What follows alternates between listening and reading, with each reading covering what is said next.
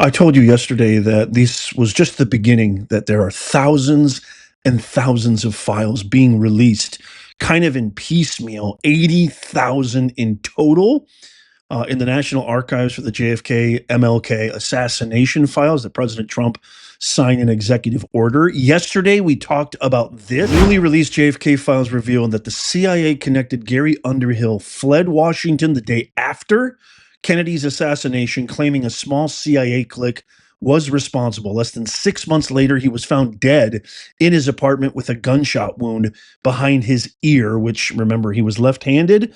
His friends said he was a little bit shook, but what was odd about the coroner's report is it said that he was left-handed when he was right-handed. And so I talked about this yesterday. If you missed that video, highly improbable that that's what happened. And then we also had this letter from the ambassador of Russia just a few months before the assassination, who essentially said, I know Lee Harvey Oswald is going to go after Kennedy. He also said, I know who will kill Dr. Martin Luther King Jr. We talked about that yesterday and a whole lot more. Well, today, a new file has absolutely opened the eyes of a whole new window of possibilities and just complete absurdity and insanity. This document here that I'm going to examine has severe significance with the CIA's coordinated efforts to redact a certain term and a certain bureau, which I will talk about at great length in just a few minutes. But this document that was just recently unredacted last night in the release of the JFK files, there's a highlighted area here that I'm going to kind of zoom in on, where the document says, we now have plenty of money. Our new backers are Jews as soon as we or they take care of Kennedy. So, ladies and gentlemen, my fellow Americans, my fellow global citizens, there is now some new information that in some way, shape, or form connects Israel as being somebody who perhaps the secret agency of Mossad, one of our biggest allies in the Middle East, having something to do with the assassination of a United States president, John F. Kennedy. So I've dissected this in my handy outline, as I always do. And so let me just go over this. The memo is a historical document from the U.S. Secret Service dated December 3rd, 1963. That's just a few months, that's just a few days after the assassination of President John F. Kennedy on November 22nd. It was written by Secret Service agents Edward Z. Tucker and Joseph E. Noonan, based on the information they received from another agent, Thomas Mosley, in Chicago. The memo is about Lee Harvey Oswald, the man accused, and a group, quote unquote, which I will talk about at great length, in Chicago that Mosley was in contact with, who may have been involved.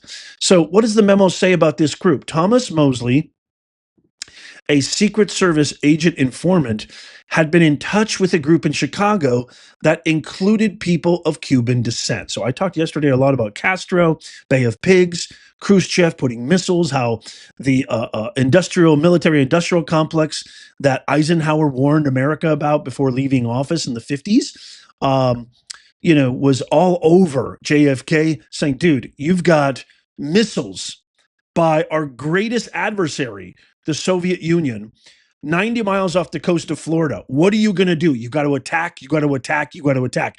Essentially, with all intents and purposes, wanting to incite World War III. Hot off the heels, just 10, 15 years hot off the heels of World War II ending.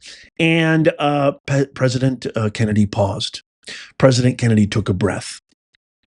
So Cuba, Castro, Khrushchev, Soviet Union, whole lot of stuff involved. Never mind the mob, never mind the CIA. This group was reportedly involved in Kennedy's assassination and had access to a variety of automatic weapons and explosives, suggesting they were dangerous and possibly planning violent activities. By the way, I will also share a link in the description to this actual document. The same thing I used to tell my classes when I was teaching at the university many years ago. Never believe a word I say. Verify everything. Do your own research. I think I've earned a lot of your trust. Most of you have been here for a very, very long time with us, and I love you guys. But anybody new who's watching this, I always advocate DYOR, do your own research. This group verified in the real world. The source of the information, this is important. This came from another Secret Service agent, Maurice G. Martineau in Chicago on November 26th, 1963. Now, Martineau had spoken with Deputy Chief Paul J. Paterni in D.C., who confirmed that this information was related to the Kennedy assassination. The memo suggests that this information should be shared with the FBI and that the Secret Service and FBI should work together to investigate further. So the details about Lee Harvey Oswald and a possible motive. The memo mentions that on the same day, November 26th, 1963, Mosley learned that the Chicago group had been trying to negotiate the sale of machine guns to someone named Homer S. Echevarria. Now, Echevarria reportedly said that this group had plenty of money and that they were ready to move forward with their plans, and that highlighted, as I showed you earlier in the memo, as soon as we or they take care of Kennedy. This statement suggests that Echevarria and his group might have been planning Kennedy's assassination and were waiting for it to happen before proceeding with their own activities. And I'll talk a little bit about that in a second.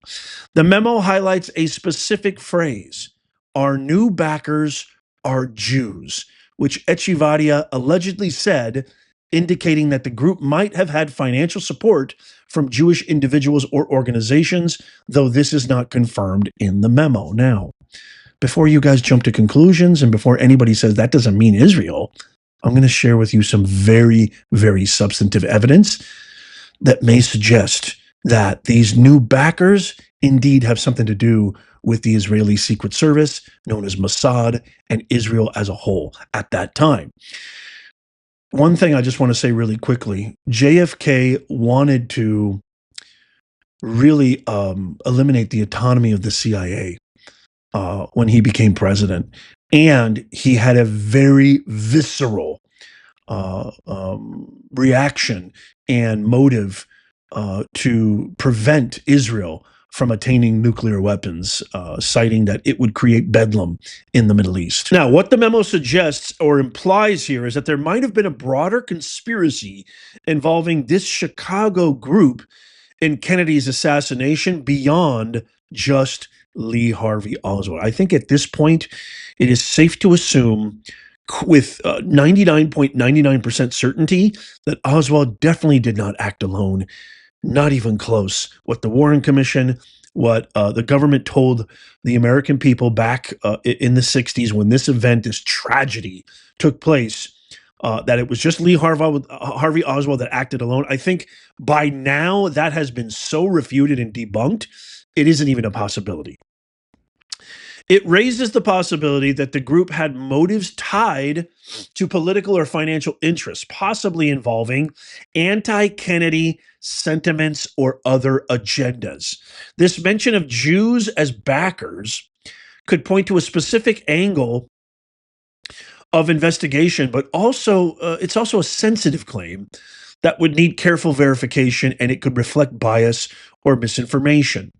What the Secret Service planned to do, the agents recommended sharing this information with the FBI to conduct a joint investigation.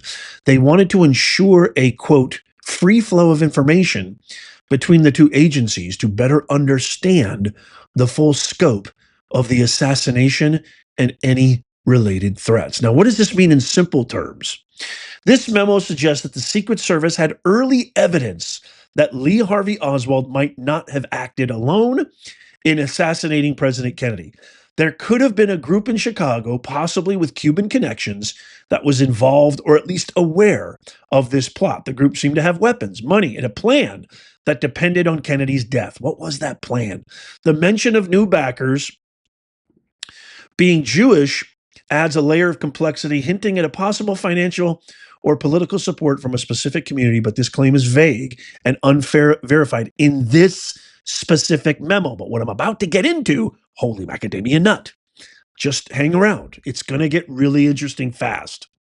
The Secret Service wanted to investigate further and work with the FBI to see if this Chicago group was part of a larger conspiracy behind Kennedy's death. This memo is a piece of the puzzle in the ongoing investigation into one of the most significant events in U.S. history, which has been subject to many theories and debates. Now, what is this group in Chicago? So I broke this down. So the memo that was written, again, by these two Secret Service agents states that this guy, Thomas Mosley, had been in contact with a group in Chicago that included individuals of Cuban descent. This group was reportedly involved in the assassination of Kennedy and had access to a variety of automatic weapons. Additionally, this guy named Echevarria, associated with this group, allegedly said they had plenty of money and that their new backers were Jews. So who might this group be? Based on the memo and the historical context, here are some possibilities of who I think this group might be. It could be Cuban exiles with anti-Castro motives. The mention of the group of Chicago Cubans points to Cuban exiles living in Chicago in the early 1960s. Many Cubans, remember this, fled to the U.S. after Castro's rise to power in 59. Some of these exiles were fiercely anti-Castro and blamed Kennedy for the failure of the Bay of Pigs invasion in 1961, a CIA-backed, if you don't remember, attempt to overthrow Castro that went disastrously wrong. They felt Kennedy abandoned the operation by withholding air support, leading to the capture or death of many Cuban exiles. I think even Kennedy himself admitted that could have been done a lot better. Chicago had a significant Cuban exile community at the time. Some of these groups were known to be involved in anti-Castro activities, including stockpiling weapons and planning operations against the Cuban government. The memo that I shared with you references this automatic weapons and explosives. So it kind of aligns with the kind of activities that these groups were known for. So who is this Homer guy, Echevarria? The memo names this guy as a member. Historical records indicate that Echevarria was a Cuban exile known for anti-Castro as an anti-Castro activist. He was involved with groups like the 30th of November movement, an anti-Castro organization named after a failed uprising against the Cuban government in 1956. Echevarria's statement about having plenty of money and waiting to, quote, take care of Kennedy suggests he might have been part of a faction that saw Kennedy's death as a step toward advancing their anti-Castro agenda.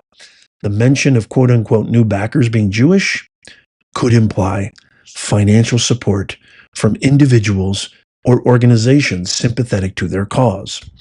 I'm not ruling out a possible organized crime connection because some anti-Castro Cuban groups in the US had ties to organized crime, particularly the mafia, which also had reasons to dislike Kennedy. The Kennedy administration, through Attorney General RFK Jr.'s dad, had cracked down, Maha's dad, on organized crime, targeting figures like Sam Giancana, the Chicago mafia boss.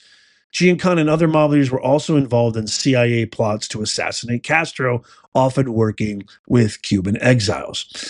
The Chicago connection in that memo might hint at a link between Cuban exiles in Chicago in that local organization. The outfit had a history of arms trafficking that could have been a source of the quote-unquote automatic weapons and explosives. How might they be connected to Lee Harvey Oswald? There's no direct evidence, but just based on historical context and Oswald's activities, this is what I researched. So Oswald was known to have pro-Castro sympathies. In 1963, he was involved in the Fair Play for Cuba Committee, FPCC, which is a pro-Castro organization, and even set up a one-man chapter in New Orleans. He was arrested in New Orleans in August 1963 for distributing pro-Castro leaflets and getting into a scuffle with anti-Castro Cuban exiles from the group DRE. Oswald's pro-Castro stance would have made him a natural enemy of anti-Castro Cuban exiles, like the group in Chicago. However, some theories suggest that Oswald might have been manipulated or used as a patsy by anti-Castro groups who wanted to frame him for the assassination to provoke a U.S. invasion of Cuba. Oswald had a brief connection to Chicago early in his life. He passed through the city in 56 when he was traveling to join the Marines, and his mother, Marguerite, lived there for a short time. However, there's no direct evidence in the memo that he had contact with this group.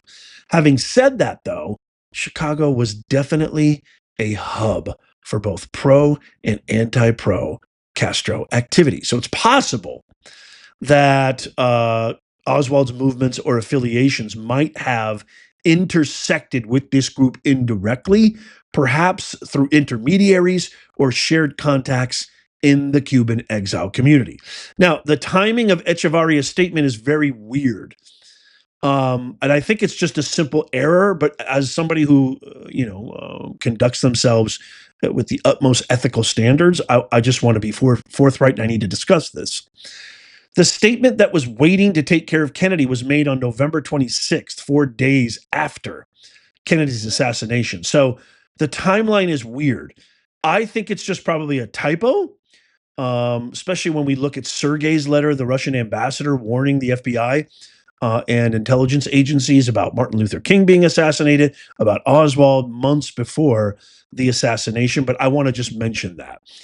Potential intermediaries. One possible link between Oswald and anti-Castro groups is through figures like David Ferry, a pilot and anti-Castro activist who was investigated for his potential involvement in the Kennedy assassination. Ferry was based in New Orleans, where Oswald lived in the summer of '63, and was associated with both the Cuban exile community and organized crime figures like Carlos Marcello, the New Orleans mafia boss. Some reports suggest Ferry knew Oswald through the Civil Air Patrol in the 1950s.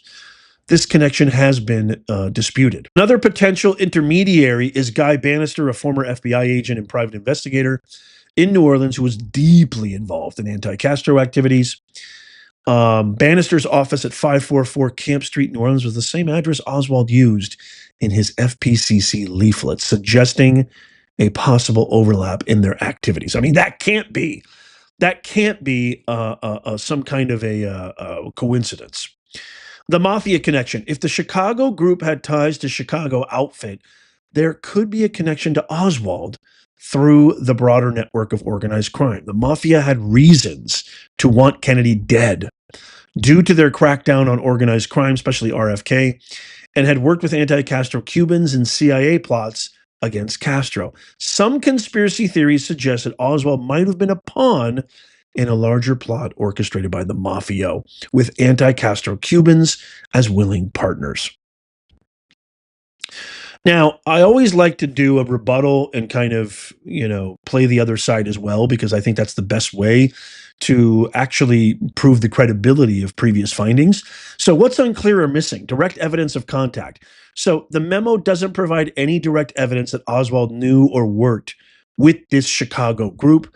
The role of the Jewish backers, the mention of these backers being Jews, is intriguing and vague, but it could refer to wealthy individuals or organizations in the Jewish community. Echevarria's credibility, we don't know how reliable this guy is, or Mosley is. He might have been exaggerating or boasting to impress others. It could have been as simple as that. The historical investigations and findings. So, Warren Commission in 1964 concluded that Oswald acted alone. I think that's ridiculous. House Select Committee, HSCA, revisited the case and concluded that Kennedy was probably assassinated as a result of a conspiracy. The committee investigated anti-Castro Cuban groups. Later investigations, we had declassified documents in 1992 that revealed a lot more. The CIA organized crime, however, no smoking gun has been directly connected to the Chicago group in Oswald. So in summary, really quickly, the quote-unquote group in Chicago likely refers to a faction of anti-Castro Cuban exiles, possibly the 30th of November movement or a similar organization with Homer Echevarria as a key figure. They may have had ties to organized crime such as the Chicago outfit and reportedly planning activities that depended on Kennedy's death. Their motives likely stem from anger over Kennedy's handling of the Bay of Pigs invasion and his perceived quote-unquote softness on Castro. There is no direct evidence in the memo or elsewhere that this group knew or worked with Lee Harvey Oswald. However, I mentioned all the potential connections. So it's worth going deeper. It's worth knowing that this is one piece of a larger puzzle. So I want to share this. So there's two highlighted areas in this intelligence document that was just unredacted yesterday. In the highlighted portion at the top of your screen, it says the CIA has no objection to declassification and or release of CIA information in this document, except brackets. What's in brackets right there at the middle of your screen? Let me zoom in. Is the Israeli Intelligence Service. And we're going to talk about a guy by the name of James Angleton. Also, in another memorandum, okay, this was dated in 1954. At the very bottom, there is a circled portion which states the same exact thing. The CIA has no objection to declassification and or release of CIA information except the brackets. And you can see what is in brackets, the term Israel. So I ask you very seriously, why would the CIA want to redact any mention of the word Israel or Israel intelligence? This memo refers to a pivotal figure in U.S. intelligence, particularly within the CIA, by a man by the name of James Angleton.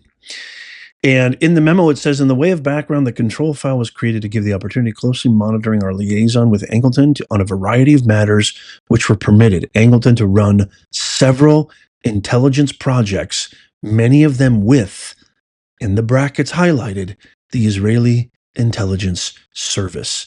He was given authority by CIA to handle these projects and report only to the director of the CIA. Only to the director of the CIA. So let's talk a little bit about James Angleton. I don't want to get too much into the bio, but this is where Israel gets involved. And maybe, just maybe, when Echevarria in that previous memo said we're being backed by the Jews, which back in those days, it was just openly, he would say things like that, whether it was anti-Semitic or not, or just a matter of identification. But this is really, really important. He was, if you look at right here, he was head of counterintelligence.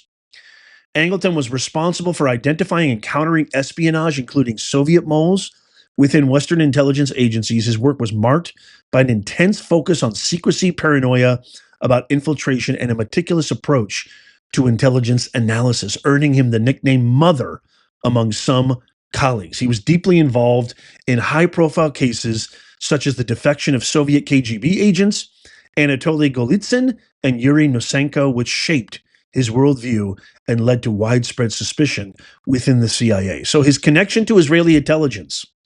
In these newly unredacted files, Angleton suppressed ties to Israeli intelligence, specifically the Mossad.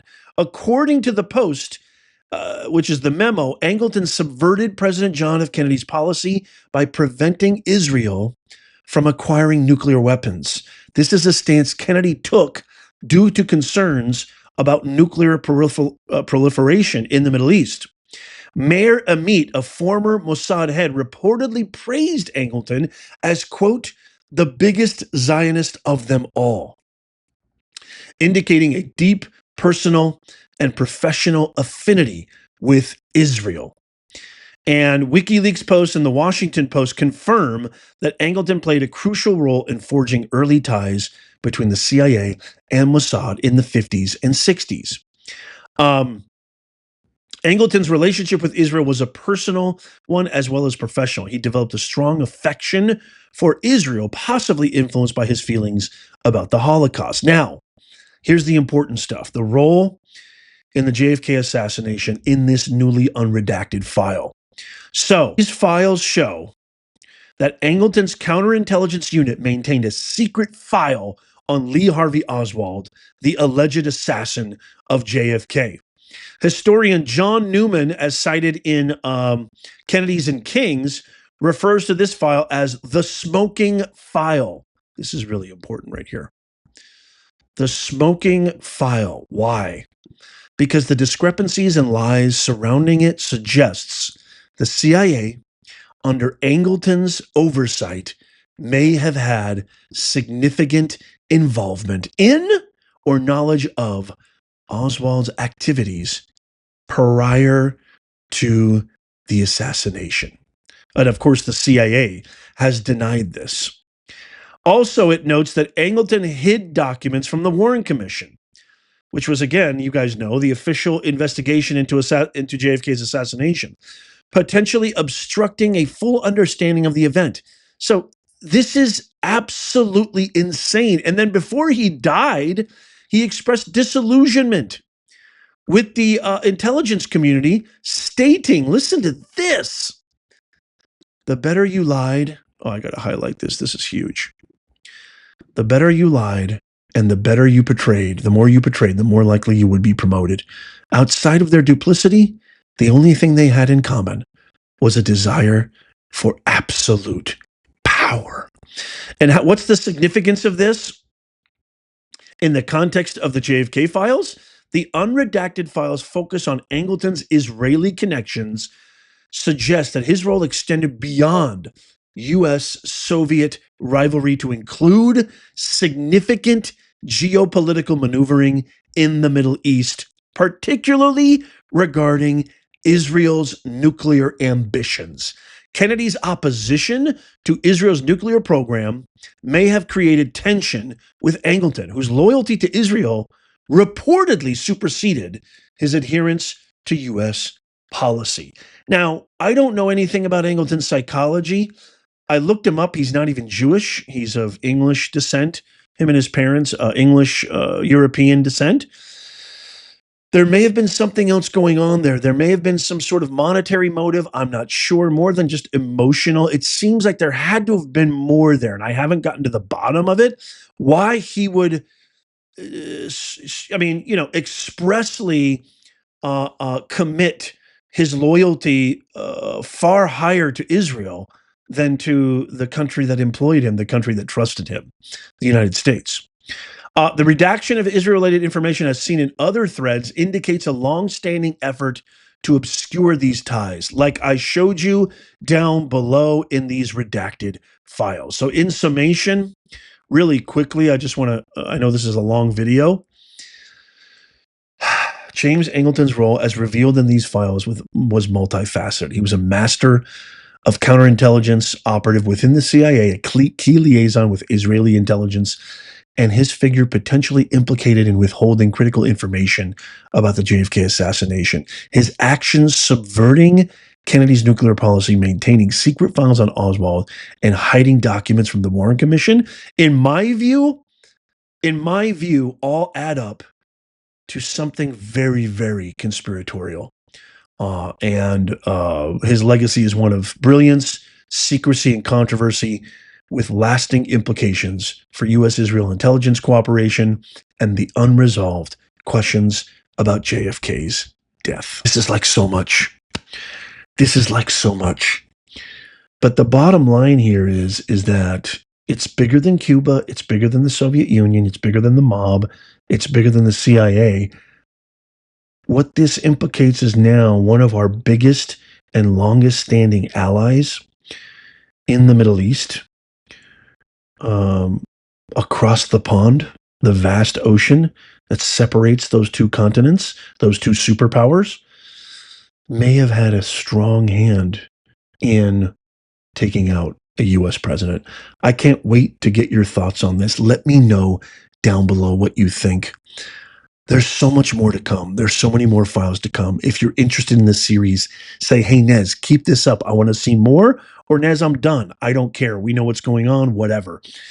I'm just fascinated, deeply fascinated. There's also an opportunity that we might actually get Oliver Stone on our show. I think his wisdom, perspective, he spent decades saying everything that's coming out, essentially.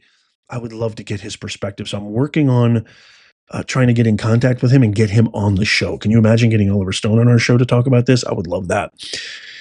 Let me know what you think. I can't wait to hear from you. Check out these videos coming up on the screen. This one right here we just did last night, where we went over Underhill and his very, very scrutinized and highly controversial suicide that the coroner's report talked about. Tap my face right there to subscribe and follow. It's absolutely free. Turn on all notifications. And as always, may God bless you and may God bless the USA. I'll see you soon.